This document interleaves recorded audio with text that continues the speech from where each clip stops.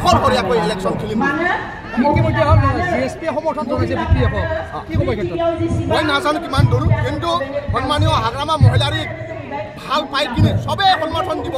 ইয়াত জনগণৰ teacher association হওক বা কণ্ডাক্টৰ এছ'চিয়েশ্যন, বুদ্ধিজীৱীসকল হওক, ৰাজনীতিগত বিষয়ববীয়াই হওক বা অৰাজনীতিগত দল সংগঠনে হওক, হাগ্ৰামা মহিলাৰী 17.5 বছৰত যেনেকৈ শান্তিৰ কাৰণে বা উন্নতিৰ কাৰণে কাম কৰিছে, মই ভাবোঁ BTC অঞ্চলত বসবাস কৰা সকলো সংগঠনেই হওক বা আন অৰ্গেনাইজেশ্যনে হওক, মানে আন পলিটিকেল পাৰ্টিয়ে হওক, বা আন পলিটিকেল পাৰ্টি হওক, তেওঁলোকে চবে সন্মানীয় হাগ্ৰামা মহিলাৰী ছাৰক ভাল পায় আৰু BPFৰ দ্বাৰা ইয়াৰ শান্তি প্ৰতিষ্ঠা হ'ব, BPFৰ দ্বাৰা ইয়াত ভাইচাৰা হ'ব, BPFৰ দ্বাৰা ইয়াত উন্নতি হ'ব। ইয়াৰ কাৰণে আমাক সকলোৱে মৰম দিব আৰু সকলোৱে আমাক চাপৰ্ট দিব বুলি মই ভাবোঁ।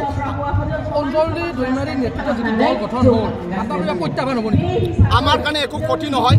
আমাৰ BPF দলৰ সন্মানীয় হাগ্ৰামা মহিলাৰী ছাৰক ভাল পায় আৰু হাগ্ৰামা মহিলাৰীৰ দ্বাৰাৰ চিন্তাধাৰাত BPF দল চলে। তেওঁলোকৰ পাৰ্টি মেক্সিমাম 90% মানুহে UPPৰ নেতা আছিল আৰু তেওঁলোকে মোৰ দ্বাৰা মই ভাবোঁ যে BTR চুক্তি টোটেলি ফেলাৰ হৈছে। BTR চুক্তি ফেলাৰ হোৱাৰ কাৰণে UPPৰ লগত গোবিন্দ বসুমতাৰীৰ লগত থকা কিছুমান নেতাসকলে UPPক বেয়া পায়, প্ৰমোদ বড়ো আৰু গোবিন্দ বসুমতাৰী শাসনক বেয়া পায়, তেওঁলোকে এই ৰাজনৈতিক দল খুলিছে বুলি মই ভাবোঁ। এইটো UPP আৰু প্ৰমোদ বড়ো আৰু গোবিন্দ বসুমতাৰীক বেয়া পায় এই দলটো জন্ম হৈছে বুলি মই পাৰ্চনেলি ভাবোঁ। এতিয়া BTCত এটা চৰ্চা হৈছে চিণ্ডিকেটৰ চৰ্চা, এই ক্ষেত্ৰত কি ক'ব? মই কৈছোঁ নহয়, মনোৎসৱত অসম চৰকাৰে ডিষ্ট্ৰিক্ট ৱাইজ ৰেংকিং কৰাত চবতকৈ লাষ্টত থাকিবলগীয়া হৈ গ'ল আমি, কিন্তু আমাৰ তাত ছাত্ৰ ছাত্ৰী বিৰাট মেধাৱী আছে, শিক্ষকসকলে বিৰাট ভাল, কিন্তু প্ৰমোদ বড়োৱে কোনটো স্কুলত কি মাষ্টৰ ছায়েন্স টিচাৰ নাই, মেথছ টিচাৰ নাই বা কিতাপ নাই, ইয়াৰ তেওঁ জ্ঞান নাই, কিন্তু প্ৰমোদ বড়োৱে বিৰাট মুখস্থ, কোনটো গ্ৰেডৰ পৰা কি পাৰ হৈ যায় 2 নম্বৰী, ইয়াৰ পৰা কিমান পইচা ল'ব লাগে, কোনটো নদীৰ পৰা 2 নম্বৰ পাথৰ উঠাব লাগে, বালি উঠাব লাগে, চব মুখস্থ আছে। ওদালগুৰি, বাক্সা, চিৰাং, মানে তামোলপুৰ, কোকৰাঝাৰ, প্ৰমোদ বড়োৱে চিণ্ডিকেটত লিষ্ট আছে।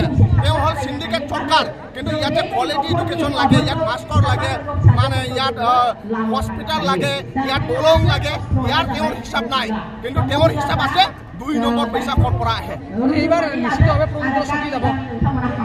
তেওঁৱে অকলে ইলেকশ্যন খেলিম বুলি ক'ব নোৱাৰে। মইতো ভাবোঁ পাৰ্চনেলি BTC ইলেকশ্যন ঘোষণা নোহোৱা আগত UPPৰ নেতাসকলে চব চাৰেণ্ডাৰ কৰিব, কাৰণ তেওঁলোকৰ ৰাইজে নাই আৰু ৰাইজৰ যদি নাথাকে তেওঁলোকে কাক লৈ ইলেকশ্যন খেলিব। ইয়াৰ কাৰণে মই ভাবোঁ UPPৰ নেতাসকলেও জানে যে তেওঁলোকে নিৰ্বাচন ঘোষণা দিলে মানে তেওঁলোকে চব চাৰেণ্ডাৰ কৰিব, কাৰণ তেওঁলোকে অকলে ইলেকশ্যন খেলিবৰ কাৰণে তেওঁলোকৰ তাত সাহস নাই।